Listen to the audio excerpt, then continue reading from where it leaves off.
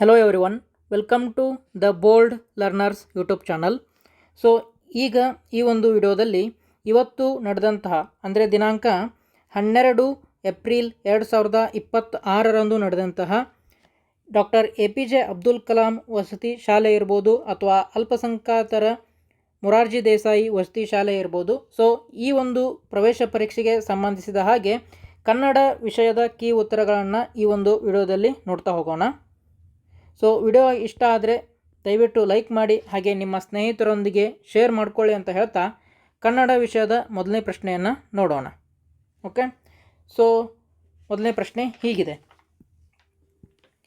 ಪತ್ರ ಬರೆಯುವಾಗ ಚಿರಂಜೀವಿ ಎಂದು ಸಂಬೋಧಿಸುವುದು ಅಂತ ಕೇಳಿದ್ದಾರೆ. ಓಕೆ, ಸೊ ಈ ಒಂದು ಪ್ರಶ್ನೆಗೆ ಸರಿಯಾದ ಉತ್ತರ ಆಪ್ಷನ್ ಡಿ ಯಲ್ಲಿ ಇರುವಂಥದ್ದು ಕಿರಿಯರಿಗೆ.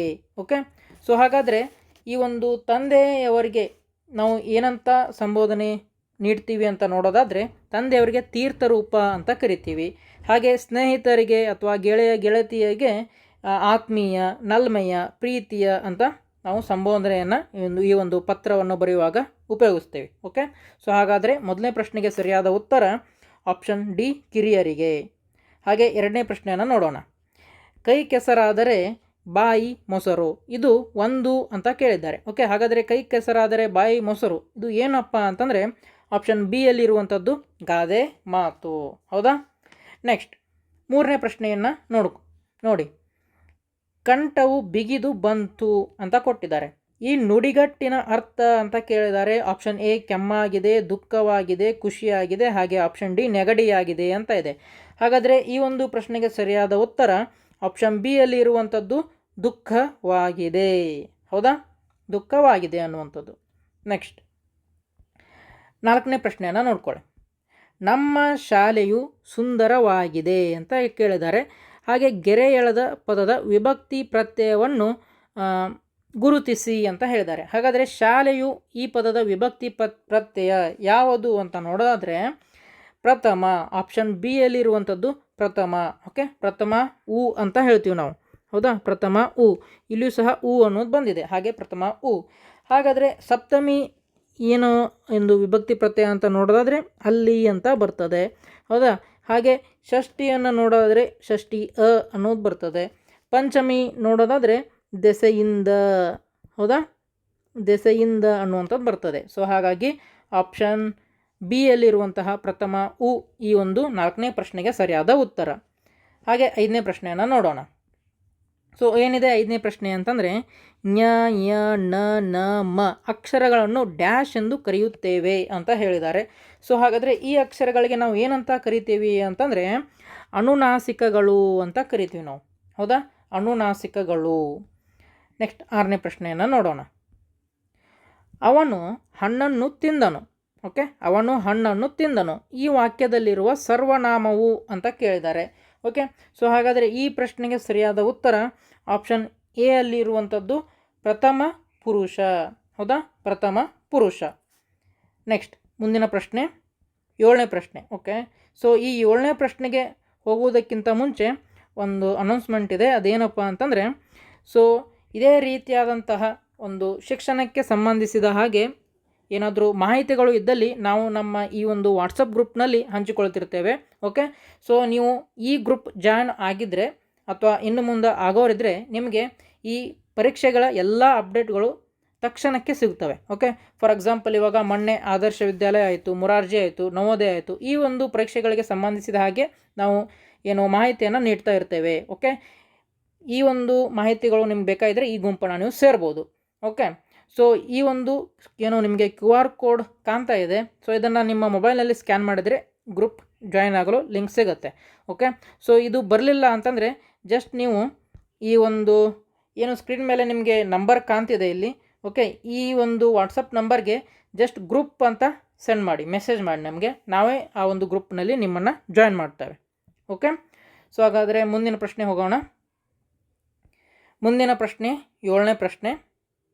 ಸೊ ಏಳನೇ ಪ್ರಶ್ನೆ ಏನಿದೆ ಅಂತಂದರೆ, ಕುವೆಂಪು ಅವರ ಯಾವ ಕೃತಿಗೆ ಜ್ಞಾನಪೀಠ ಪ್ರಶಸ್ತಿ ದೊರೆತಿದೆ ಅಂತ ಕೇಳಿದ್ದಾರೆ. Okay, so option A Malegalalli Madumagalu, Shri Ramayana Darshanam, Bommanahalli, ಕಿಂದರಜೋಗಿ, Eklavya ಅಂತ ಇದೆ. ಸೊ ಹಾಗಾದರೆ ಇದಕ್ಕೆ ಸರಿಯಾದ ಉತ್ತರ ಯಾವುದು ಅಂತ ನೋಡೋದಾದರೆ ಆಪ್ಷನ್ ಬಿ ಯಲ್ಲಿ ಇರುವಂಥದ್ದು ಶ್ರೀ ರಾಮಾಯಣ ದರ್ಶನಂ. ಹೌದಾ? ನೆಕ್ಸ್ಟ್ 8ನೇ ಪ್ರಶ್ನೆಯನ್ನು ನೋಡೋಣ.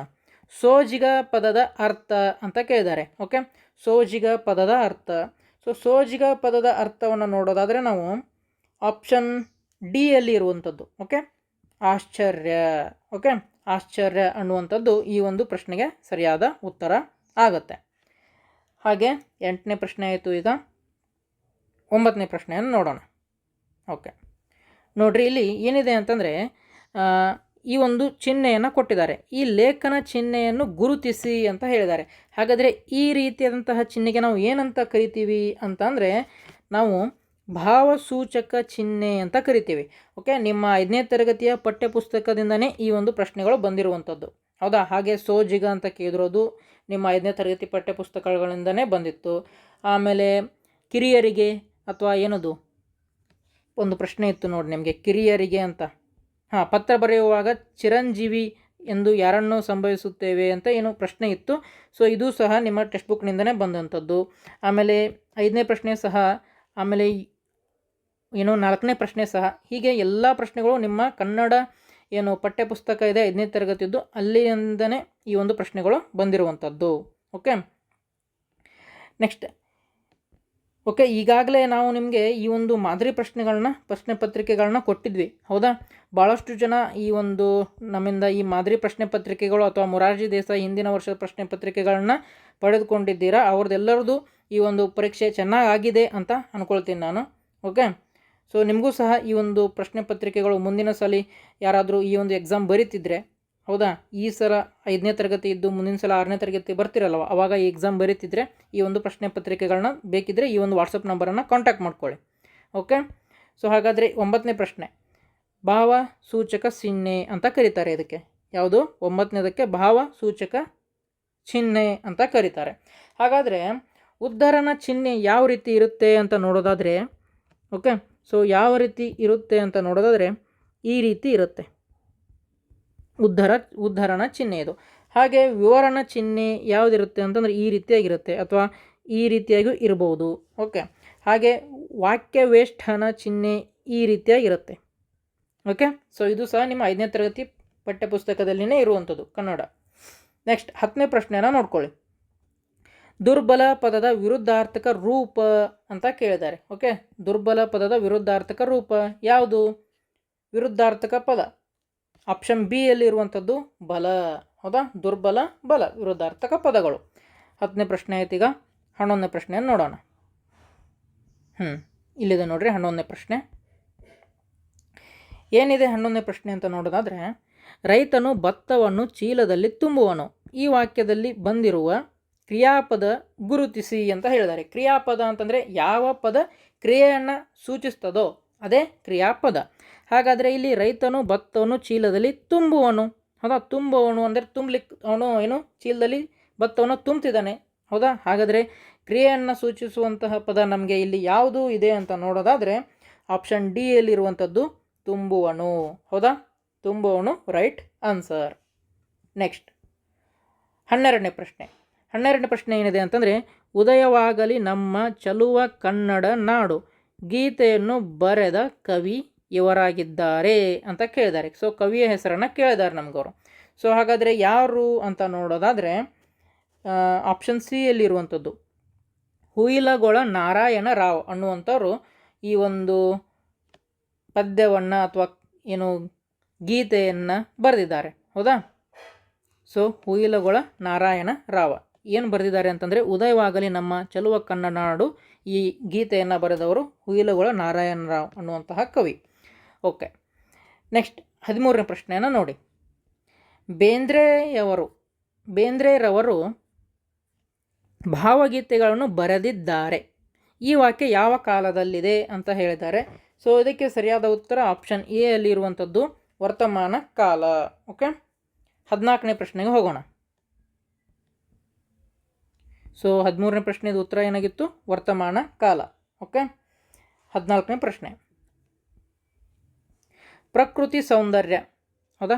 ಪ್ರಕೃತಿ ಸೌಂದರ್ಯ ಈ ಪದವು ಈ ಕೆಳಗಿನ ಯಾವ ಅಕ್ಷರಗಳ ಕ್ರಮಬದ್ಧ ಜೋಡಣೆಯಾಗಿದೆ ಅಂತ ಹೇಳಿದ್ದಾರೆ. ಅಂದರೆ ಈ ಕೆಳಗಡೆ ಆಪ್ಷನ್ಗಳಲ್ಲಿ ಈ ಒಂದು ಆಪ್ಷನ್ಗಳಲ್ಲಿ ಈ ಅಕ್ಷರಗಳನ್ನ ಹಿಂದೆ ಮುಂದೆ ಕೊಟ್ಟಿದ್ದಾರೆ. ಅವುಗಳನ್ನ ಸರಿಯಾಗಿ ಕ್ರಮಬದ್ಧವಾಗಿ ಜೋಡಿಸಿದರೆ ನಮಗೆ ಪ್ರಕೃತಿ ಸೌಂದರ್ಯ ಅನ್ನುವಂಥದ್ದು ಬರಬೇಕು. ಹೌದಾ? ನೆಕ್ಸ್ಟ್ ಹಾಗಾದರೆ ಇಲ್ಲಿ ಆಪ್ಷನ್ಗಳನ್ನ ನೋಡ್ತಾ ಬರೋಣ ನಾವು. ಓಕೆ, ಸೊ ಇಲ್ಲಿ ಪ್ರ ಇದೆ.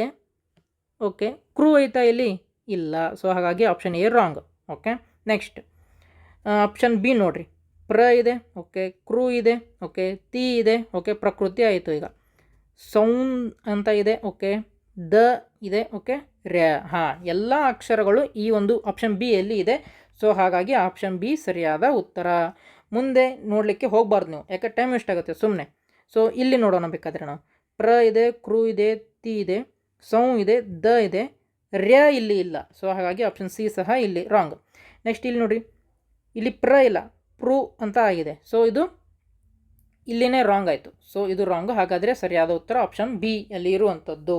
ಓಕೆ, 15ನೇ ಪ್ರಶ್ನೆ. ಓಕೆ, ಸೊ ನೋಡಿ, ವಿಡಿಯೋ ಇಷ್ಟ ಆಗ್ತಿದ್ರೆ, ನಮ್ಮ ಏನು ಎಕ್ಸ್ಪ್ಲನೇಷನ್ ನಿಮಗೆ ಇಷ್ಟ ಆಗ್ತಿದ್ರೆ, ಅರ್ಥ ಆಗ್ತಿದ್ರೆ ದಯವಿಟ್ಟು ಈ ಒಂದು ವಿಡಿಯೋನ ಲೈಕ್ ಮಾಡಿ. ಹಾಗೆ ನಿಮ್ಮ ಸ್ನೇಹಿತರೊಂದಿಗೆ ಶೇರ್ ಮಾಡೋದನ್ನು ಮಾತ್ರ ಮರಿಬೇಡಿ. ಓಕೆ, ನೆಕ್ಸ್ಟ್ ವ್ಯಾಪಾರಿ ಎಂಬ ಪದವು ಅಂತ ಕೇಳಿದ್ದಾರೆ. ಓಕೆ, ವ್ಯಾಪಾರಿ ಎಂಬ ಪದವು ಏನಾಗಿದೆ ಅಂತ ಕೇಳಿದ್ದಾರೆ. ಸೊ ನೋಡೋಣ. ಆಪ್ಷನ್ಗಳು ಅನ್ವರ್ತಕ ನಾಮ, ರೂಢನಾಮ, ಅಂಕಿತ ನಾಮ ಮತ್ತು ವಸ್ತುವಾಚಕ ನಾಮ ಅಂತ ಆಗಿದೆ. ಸೊ ಇದಕ್ಕೆ ಸರಿಯಾದ ಉತ್ತರ ಯಾವುದು ಅಂತ ನೋಡೋದಾದರೆ ಅನ್ವರ್ತಕ ನಾಮ ಅನ್ನುವಂಥದ್ದು. ಓಕೆ, ಸೊ ಅನ್ವರ್ತಕ ನಾಮ ಅಂತಂದ್ರೆ ಏನು? ರೂಪ, ಗುಣ, ವೃತ್ತಿ.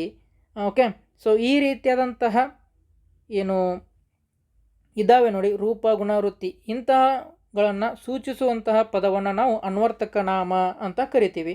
ಅಂದರೆ ಅರ್ಥಕ್ಕೆ ಅನುಗುಣವಾಗಿ ಇಟ್ಟಂತಹ ಹೆಸರುಗಳು ಎಲ್ಲವೂ ಅನ್ವರ್ತಕ ನಾಮಗಳು. ಓಕೆ, ಅರ್ಥಕ್ಕೆ ಅನುಗುಣವಾಗಿ ಇಟ್ಟಂತಹ ಹೆಸರುಗಳು ಅನ್ವರ್ತಕ ನಾಮಗಳು ಅಥವಾ ಹೆಸರುಗಳು. ಫಾರ್ ಎಕ್ಸಾಂಪಲ್ ರೂಪ, ಗುಣ, ವೃತ್ತಿ ಇವುಗಳನ್ನ ನಾವು ವಿವರಣೆ ಮಾಡಲಿಕ್ಕೆ ಇಟ್ಟಂತಹ ಹೆಸರುಗಳೇ ಅನ್ವರ್ತಕ ನಾಮಗಳು. ಫಾರ್ ಎಕ್ಸಾಂಪಲ್ ಇಲ್ಲಿ ವ್ಯಾಪಾರಿ ಅಂತ ಕೊಟ್ಟಿದ್ದಾರೆ. ನಾವು ಇನ್ನೊಂದು ಹೇಳೋದಾದರೆ ನಿಮಗೆ ಏನಂತ ಹೇಳ್ಬೋದು? ಓಕೆ, ರೋಗಿ ಅಂತಲೂ ಹೇಳ್ಬೋದು. ಹೌದಾ? ಆಮೇಲೆ ಯೋಗಿ ಅಂತ ಹೇಳ್ಬೋದು. ಓಕೆ, ಆಮೇಲೆ ಪೂಜಾರಿ ಅಂದರೆ ಪೂಜೆಯನ್ನು ಮಾಡುವವ ಪೂಜಾರಿ. ಹೌದಾ? ಬಳೆಗಾರ. ಹೌದಾ? ಆಮೇಲೆ ಶಿಕ್ಷಕಿ. ಓಕೆ, ಶಿಕ್ಷಣವನ್ನು ನೀಡುವವರು ಶಿಕ್ಷಕಿ ಅಥವಾ ಶಿಕ್ಷಕ. ಹಾಗೆ ವಿದ್ಯಾರ್ಥಿನಿ. ಹೌದಾ? ವಿದ್ಯಾರ್ಥಿನಿ. ಓಕೆ, ವಿದ್ಯಾರ್ಥಿನಿ. ಇವೆಲ್ಲವೂ ಏನು ಅಂತಂದರೆ ಅರ್ಥಕ್ಕೆ ಅನುಗುಣವಾಗಿ ಇಟ್ಟಂತಹ ಹೆಸರುಗಳು ಅಥವಾ ನಾಮಪದಗಳು. ಹಾಗಾಗಿ ಇವಕ್ಕೆ ನಾವು ಅನ್ವರ್ತಕ ನಾಮ ಅಂತ ಕರಿತೀವಿ. ನೆಕ್ಸ್ಟ್ 15ನೇ ಪ್ರಶ್ನೆ ಆಯಿತು. ಈಗ 16ನೇದು. ಓಕೆ, ಸೊ 16ನೇ ಪ್ರಶ್ನೆಯನ್ನು ನೋಡಿ. ಹಾವು ಸರಸರನೆ ಹೋಯಿತು ಅಂತ ಹೇಳಿದ್ದಾರೆ. ಹಾವು ಸರಸರನೆ ಹೋಯಿತು ಅಂತಂದರೆ ಈ ವಾಕ್ಯವು ಅಂತ ಕೇಳಿದ್ದಾರೆ. ಸೊ ಇದರಲ್ಲಿ ಸರಸರಣೆ ಅನ್ನುವಂಥದ್ದು ಏನು? ದ್ವಿರುಕ್ತಿನ, ಅನುಕರಣವೇಯಣ, ಸಂಯುಕ್ತಾಕ್ಷರಣ ಅಥವಾ ವಿಭಕ್ತಿಯ ಅಂತ ಕೇಳಿದ್ದಾರೆ. ಸೊ ಹಾಗಾದರೆ ಇದಕ್ಕೆ ಸರಿಯಾದ ಉತ್ತರವನ್ನು ನಾವು ನೋಡೋದಾದರೆ ಇದು ಒಂದು ಅನುಕರಣವೇಯ. ಓಕೆ, ಅನುಕರಣವೇಯ. ಓಕೆ, ಸೊ ಹಾಗಾದರೆ ಅನುಕರಣವೇಯ ಅಂತಂದರೆ ಏನು ಅಂತ ನೋಡೋದಾದರೆ ನಾವು ಫಾರ್ ಎಕ್ಸಾಂಪಲ್ ಓಕೆ ಇನ್ನೊಂದಿಷ್ಟು ಅನುಕರಣವೇಯಗಳು ಅಂದರೆ ನೋಡೋಣ. ನಾವೀಗ ನೋಡ್ಬೋದು ನೀವಿಲ್ಲಿ ಅನುಕರಣವೇಯ ಪದಗಳು ಅಂದರೆ ಪದಗಳಿಗೆ ಯಾವುದೇ ಅರ್ಥ ನೀಡದೆ ಕೇವಲ ಅನುಭವಿಸಲು ಸಾಧ್ಯವಿರುವ ಪದಗಳನ್ನು ಅನುಕರಣವೇಯ ಪದಗಳು ಎನ್ನುವರು. ಅಂದರೆ ಈ ಪದಗಳಿಗೆ ಯಾವುದೇ ಒಂದು ಅರ್ಥ ಇರೋದಿಲ್ಲ, ಜಸ್ಟ್ ನಾವು ಅವುಗಳನ್ನ ಫೀಲ್ ಮಾಡಬೇಕು, ಅನುಭವಿಸಬೇಕು. ಫಾರ್ ಎಕ್ಸಾಂಪಲ್ ಏನು? ದಗದಗ ಅನ್ನುವಂಥದ್ದು. ಹೌದಾ? ದಗದಗ ಅಂದರೆ ಏನು? ಅದಕ್ಕೆ ನಾವು ಎಕ್ಸ್ಪ್ಲನೇಷನ್ ಕೊಡಲ್ಲ, ಜಸ್ಟ್ ನಾವು ಫೀಲ್ ಮಾಡಬೇಕು, ಅನುಭವಿಸ್ಬೇಕು. ಪಳ. ಹೌದಾ? ಬಂಗಾರ ಪಳ ಹೊಳೆಯುತ್ತಿತ್ತು. ಹೌದಾ? ಸಣ್ಣ ಮಗು ಪಿಳಿ ನೋಡುತ್ತಿತ್ತು. ಘಮ. ಹೌದಾ? ಮಲ್ಲಿಗೆಯು ಘಮ ಸುವಾಸನೆಯನ್ನು ಹೊಂದಿತ್ತು. ಸರಸರ ಈಗ ಬಂದಿದೆ. ಢವಢವ ಎದೆ ಢವಢವ ಎಂದಿತ್ತು. ಜಗ ಪಟ ಟಕ ಈ ರೀತಿಯಾಗಿ ಏನು ಬರ್ತಾವೆ ನೋಡ್ರಿ. ಸೊ ಇವುಗಳಿಗೆ ನಾವು ಯಾವುದೇ ಒಂದು ಅರ್ಥ ಇರೋದಿಲ್ಲ. ಹೌದಾ? ಜಸ್ಟ್ ನಾವು ಅನುಭವಿಸ್ಬೇಕು ಅಥವಾ ಫೀಲ್ ಮಾಡಬೇಕು. ಇಂತಹ ಪದಗಳಿಗೆ ನಾವು ಏನಂತ ಕರಿತೀವಿ ಅಂತಂದರೆ ಅನುಕರಣವೇಯ ಅಂತ ಕರಿತೀವಿ. ಓಕೆ, ಸೊ ಹಾಗಾದರೆ ಈ ಒಂದು ಸರಸರಣೆ ಅನ್ನುವಂಥದ್ದು ಏನಾಗಿತ್ತು? ಅನುಕರಣವೇಯ. ಹೌದಾ? ನೆಕ್ಸ್ಟ್ 17. ಓಕೆ, 17ನೇ ಪ್ರಶ್ನೆ ನೋಡೋಣ. ದಿಗ್ಭ್ರಮೆ ಏನಂತ ಇದೆ? ದಿಗ್ಭ್ರಮೆ. ಈ ಪದವನ್ನು ಬಿಡಿಸಿ ಬರೆದಾಗ ಅಂತ ಕೇಳಿದ್ದಾರೆ. ಸೊ ಹಾಗಾದರೆ ಇದಕ್ಕೆ ಸರಿಯಾದ ಉತ್ತರ ದಿಕ್ ಪ್ಲಸ್ ಭ್ರಮೆ ಅನ್ನುವಂಥದ್ದು. ಓಕೆ, ದಿಕ್ ಪ್ಲಸ್ ಭ್ರಮೆ. ನೆಕ್ಸ್ಟ್ 18ನೇ ಪ್ರಶ್ನೆನ ನೋಡೋಣ. ಓಕೆ, 18ನೇ ಪ್ರಶ್ನೆ ಎಲ್ಲಿದೆ? ಇಲ್ಲೇ ಸೈಡ್ ಇದೆ. ಓಕೆ, ಸೊ 18ನೇ ಪ್ರಶ್ನೆನ ನೋಡಿ. ದೂರದ ಬೆಟ್ಟ, ಓಕೆ, ದೂರದ ಬೆಟ್ಟ ಡ್ಯಾಶ್ ಅಂತ ಕೊಟ್ಟಿದ್ದಾರೆ. ಓಕೆ, ಇದು ಒಂದು ಗಾದೆ ಮಾತು. ಮೇಲಿನ ವಾಕ್ಯವನ್ನು ಈ ಕೆಳಗಿನ ಗಾದೆ ಮಾತಿನಿಂದ ಪೂರ್ಣಗೊಳಿಸಿ ಅಂತ ಹೇಳಿದ್ದಾರೆ. ದೂರದ ಬೆಟ್ಟ ಕಣ್ಣಿಗೆ ಯಾವಾಗಲೂ ಚಂದನೇ ಕಾಣ್ತಿರ್ತದೆ, ಸೊ ಕಷ್ಟ ಅಂತ ಇದೆ, ರಾಂಗ್. ಆಮೇಲೆ ಕಣ್ಣಿಗೆ ಮೋಸ, ರಾಂಗ್. ಸೊ ಇದರಲ್ಲಿ 2 ಆಪ್ಷನ್ಗಳು ಸರಿಯಾಗುವಂತಹ ಏನು ಚಾನ್ಸಸ್ ಇದೆ. ದೂರದ ಬೆಟ್ಟ ಕಣ್ಣಿಗೆ ಅಂದ ಅಂತಂದ್ರೂ ಒಂದೇ, ಬಟ್ ಇಲ್ಲಿ ದೂರದ ಬೆಟ್ಟ ಕಣ್ಣಿಗೆ ನುಣ್ಣಗೆ, ದೂರದ ಬೆಟ್ಟ ಕಣ್ಣಿಗೆ ನುಣ್ಣಗೆ ಅಂತ ಅಂದರೆ ಸರಿ. ಬಟ್ ಇಲ್ಲಿ ನೋಡ್ಬೋದು ನೀವು, ಇಲ್ಲಿ ಏನು ಕೊಟ್ಟಿದ್ದಾರೆ ನೋಡ್ರಿ ಅವರು, ದೂರದ ಬೆಟ್ಟ ಕಣ್ಣಿಗೆ ನುಣ್ಣಿಗೆ ಅಂತ ಕೊಟ್ಟಿದ್ದಾರೆ. ಹೌದಾ, ನುಣ್ಣಿಗೆ ಅಂತ ಕೊಟ್ಟಿದ್ದಾರೆ. ಸೊ ಹಾಗಾಗಿ ಈ ಆಪ್ಷನ್ ಬಿ ಯಾಕೋ ನನಗೆ ತಪ್ಪು ಅಂತ ಅನ್ನಿಸ್ತಿದೆ. ಸೊ ಹಾಗಾಗಿ ನಾನು ಸದ್ಯಕ್ಕೆ ಈ ಒಂದು ಆಪ್ಷನ್ ಡಿ ಏನಿದೆ ಇದನ್ನು ಸರಿಯಾಗಿದೆ ಅಂತ ಹೇಳ್ತೀನಿ. ಯಾಕೆ ಅಂತಂದರೆ ಜಸ್ಟ್ ಫಾರ್ ಇಲ್ಲಿ ಸ್ಪೆಲ್ಲಿಂಗ್ ಮಿಸ್ಟೇಕ್ ಆಗಿದೆ. ಹಾಗಾಗಿ ಒಂದು ವೇಳೆ ಅವರು ದೂರದ ಬೆಟ್ಟ ಕಣ್ಣಿಗೆ ನುಣ್ಣಗೆ ಅಂತ ಕೊಟ್ಟಿದ್ರೆ ಏನು ಬಿ ಸರಿ ಆಗ್ತಿತ್ತು. ಬಟ್ ಇಲ್ಲಿ ನುಣ್ಣಿಗೆ ಅಂತ ಕೊಟ್ಟಿದ್ದಾರೆ. ಸೊ ನನ್ನ ಪ್ರಕಾರ ಈಗ ಕಣ್ಣಿಗೆ ಅಂದ ಅನ್ನುವಂಥದ್ದು ಸಹ ಅದೇ ಒಂದು ಅರ್ಥವನ್ನು ಹೊಂದುವಂಥದ್ದು. ನೋಡೋಣ ಅವರು ಕೀ ಉತ್ತರ ಕೊಟ್ಟಾಗ ಯಾವ ಆಪ್ಷನನ್ನು ಆನ್ಸರ್ ಆಗಿ ಕೊಡ್ತಾರೆ ಅಂತ. Okay, next 18ನೇದಾಯಿತು. 19ನೇ ಪ್ರಶ್ನೆ. ಓಕೆ, ಸೊ ಏನಿದೆ ಅಂತಂದರೆ ಬಡಗಣ ಅಂತ ಇದೆ. ಸೊ ಬಡಗಣ ಎಂಬುದು ಯಾವ ದಿಕ್ಕನ್ನು ಸೂಚಿಸುತ್ತದೆ? ಓಕೆ, ಏನು ದಿಕ್ಕುಗಳಿದ್ದಾವೆ ಕನ್ನಡನಲ್ಲಿ. ನೀವು ಹೇಗೆ ಈ ಒಂದು ಪೂರ್ವ, ಪಶ್ಚಿಮ, ಉತ್ತರ, ದಕ್ಷಿಣ ಅಂತ ಕರಿತೀರಾ, ಅವುಗಳಿಗೆ ನಾವು ಕನ್ನಡದಲ್ಲಿ ಏನಂತ ಕರಿತೀವಿ ಅಂದರೆ ಪಡುವಣ, ಮೂಡಣ, ತೆಂಕಣ, ಬಡಗಣ ಅಂತ ಕರಿತೀವಿ. ಸೊ ಅದರಲ್ಲಿ ಬಡಗಣ ಅಂದರೆ ಯಾವ ದಿಕ್ಕು ಅಂತ ಕೇಳಿದ್ದಾರೆ. ಓಕೆ, ಹಾಗಾದರೆ ಹೇಳಿಬಿಡ್ತೀನಿ. ಬಡಗಣ ಅಂತ ಅಂದರೆ ಉತ್ತರ ದಿಕ್ಕು ಅಂತ ಅರ್ಥ ಬರ್ತದೆ, ಉತ್ತರ ದಿಕ್ಕು. ಓಕೆ, ಸೊ ಹಾಗಾದರೆ ಈ ಒಂದು ಪಶ್ಚಿಮ ದಿಕ್ಕಿಗೆ ಏನಂತ ಕರಿತೀವಿ ಅಂತಂದರೆ ನಾವು ಪಡುವಣ ಅಂತ ಕರಿತೀವಿ. ಹಾಗೆ ಪೂರ್ವ ದಿಕ್ಕಿಗೆ ನಾವು ಮೂಡಣ, ಓಕೆ, ಮೂಡಣ ಅಂತ ಕರಿತೀವಿ. ಉತ್ತರದ ಗೊತ್ತಾಯಿತು ನಿಮಗೆ ಏನು ಬಡಗಣ ಅಂತ. ಹಾಗೆ ದಕ್ಷಿಣ ದಿಕ್ಕಿಗೆ ತೆಂಕಣ ಅಂತ ಕರಿತೀವಿ. ಹೌದಾ, ತೆಂಕಣ ಅಂತ ಕರಿತೀವಿ.